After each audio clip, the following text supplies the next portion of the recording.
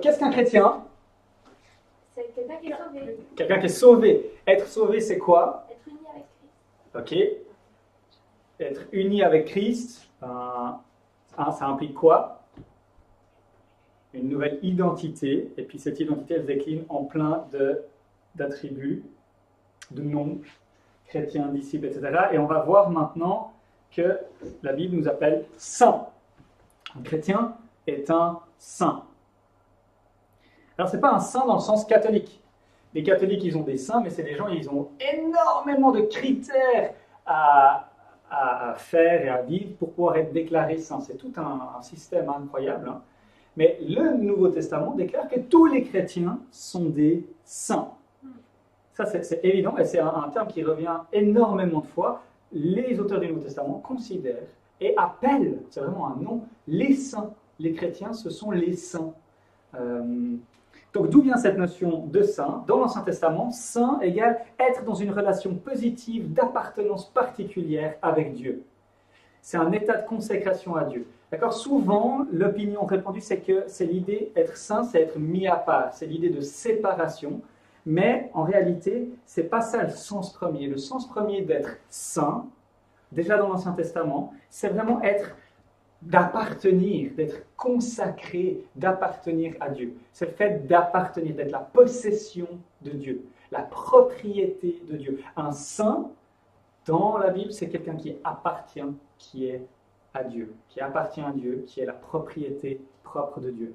Et c'est fondé dans l'élection. Dieu il choisit Israël. Je vous ai choisi pas parce que vous êtes nombreux, etc. Je vous ai choisi parce que je vous ai choisi. Je vous aime parce que je vous aime.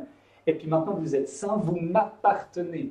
Vous êtes à moi. Et parce que vous m'appartenez et que vous êtes à moi, il y a deux conséquences qui sont à peu près pareilles. C'est que dans l'Ancien Testament, ils vont devoir se séparer des choses profanes et puis qu'il y aura plein de règles alimentaires pour qu'ils soient séparés, qu'ils ne soient pas mélangés.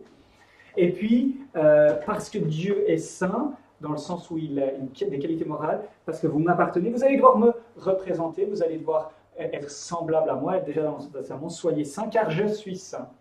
Et voilà un petit peu pour l'idée. Donc, l'idée d'être séparé du monde, ce n'est pas l'idée première, c'est plutôt l'idée d'appartenance. Dans le Nouveau Testament, qui sont les saints? Donc, tous les chrétiens.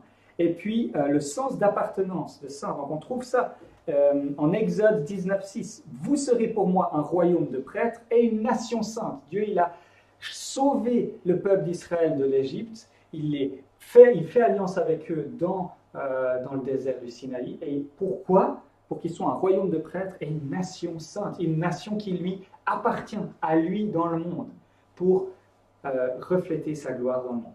Et Pierre, dans le Nouveau Testament, reprend dans Pierre 2,9, « Vous, au contraire, vous êtes un peuple choisi, des prêtres royaux, une nation sainte, un peuple racheté, afin de proclamer les louanges de celui qui vous a appelé des ténèbres à sa merveilleuse lumière. » Donc, on a un peuple choisi, des prêtres royaux, une nation sainte. Certainement qu'il y a une identification dans le Daniel 7, c'est un texte où on voit le Fils de l'homme, le titre que Jésus a repris, qui descend sur les nuées et qui va établir son règne sur toute chose. Et qu'est-ce qu'il fait avec son règne qu'il établit? Il le donne aux saints. Donc quand le Nouveau Testament appelle les chrétiens les saints, c'est ceux qui ont hérité du royaume de Dieu que Jésus nous a donné. Et quand il dit « Toute autorité m'a été donnée sur la terre et sur le ciel », du coup, allez, faites de toutes les nations des disciples, c'est ça, on est les saints, on est ceux qui héritons du royaume de Dieu. Déjà maintenant.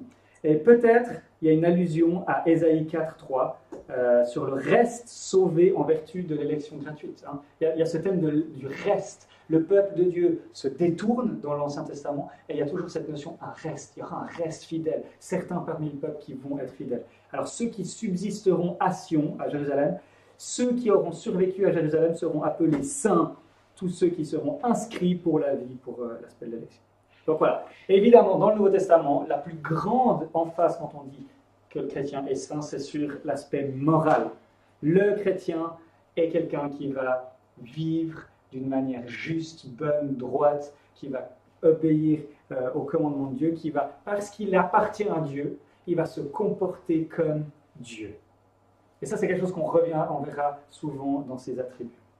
Donc Jésus est le Saint de Dieu. Jésus qui est le Saint de Dieu au sens de l'élection et de la consécration, est aussi le modèle de la parfaite pureté à l'égard du péché le modèle à suivre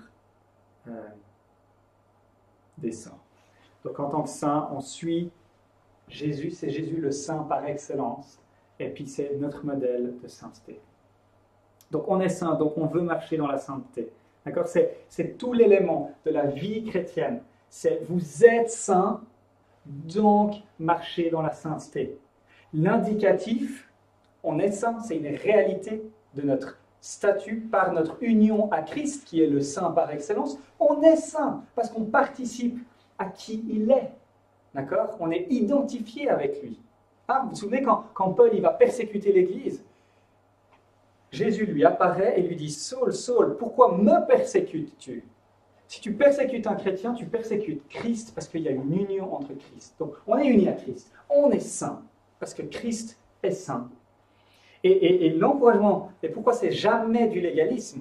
Parce qu'on dit, la vision chrétienne, c'est devenez ce que vous êtes en Christ. En Christ, tu es saint, donc marche dans la sainteté, grandis dans la sanctification. Donc, quand tu luttes avec le péché, tu ne te dis pas ah, mince, parce que je suis en train de pécher, je ne suis plus saint, donc peut-être que je perds mon statut devant Dieu. Tu es là, non, j'ai ce statut de saint, je suis saint. Et Seigneur, aide-moi à vivre cette réalité de qui je suis en Christ. L'indicatif, ce que je suis en Christ, fonde l'impératif, les commandements.